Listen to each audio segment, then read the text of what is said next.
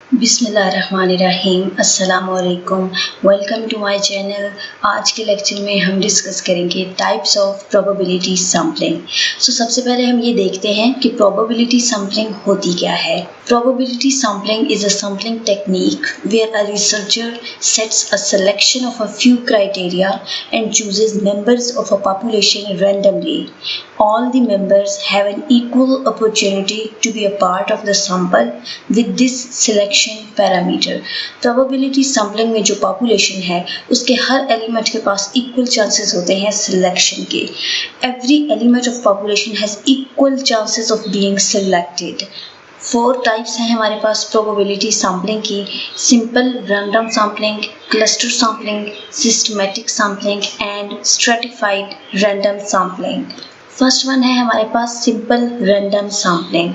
One of the best probability sampling techniques that helps in saving time and resources is the simple random sampling method.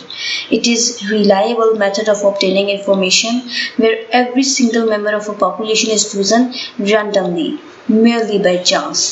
Each individual has the same probability of being chosen to be a part of a sample. Simple random sampling में क्या होता है कि every element has equal chances of being selected. Her element के पास select होने की equal chances होते हैं.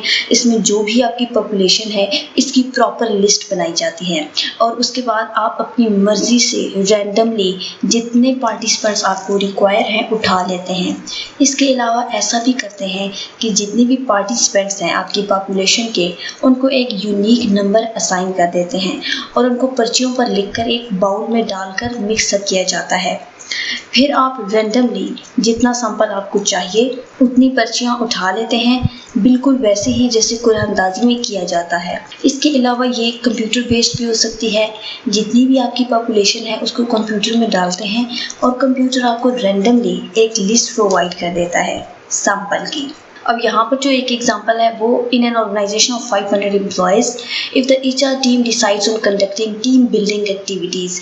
फॉर एग्जांपल एक ऑर्गेनाइजेशन है उसमें 500 एम्प्लॉयज हैं तो HR टीम ने ये डिसाइड किया है कि टीम बिल्डिंग एक्टिविटीज़ कंडक्ट कराई जाएगी. मीन्स कि एम्प्लॉयज़ को कोई ट्रेनिंग वो प्रोवाइड करने जा रहे हैं जिससे उनको पता चले कि टीम्स में किस तरह से काम करते हैं.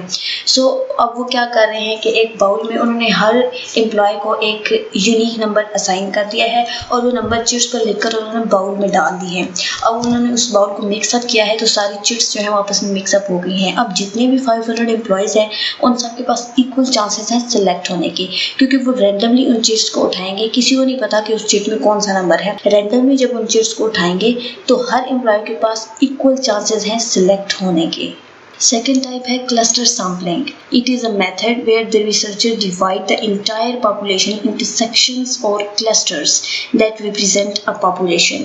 इसमें हम पूरी population को different groups में divide कर देते हैं, clusters में divide कर देते हैं. ये sampling हम तब use करते हैं जब हमारे पास large population हो.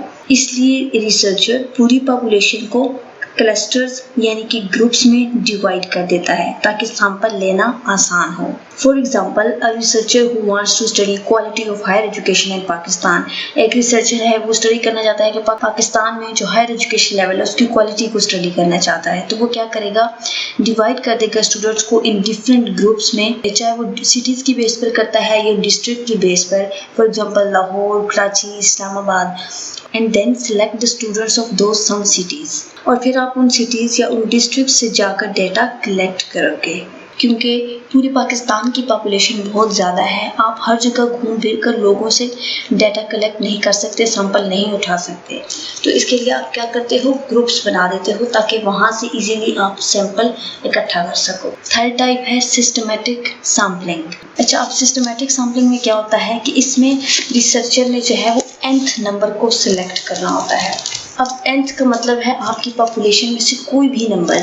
फॉर एग्जांपल आपकी 500 जो है वो मेंबर्स की आपकी पॉपुलेशन है टोटल. अब 500 में से कोई भी नंबर आपका nth नंबर हो सकता है जिसको आप स्टार्टिंग नंबर के तौर पर लोगे सैंपल कलेक्ट करने के लिए. फॉर एग्जांपल आपने 7 नंबर को nth नंबर कंसिडर किया है.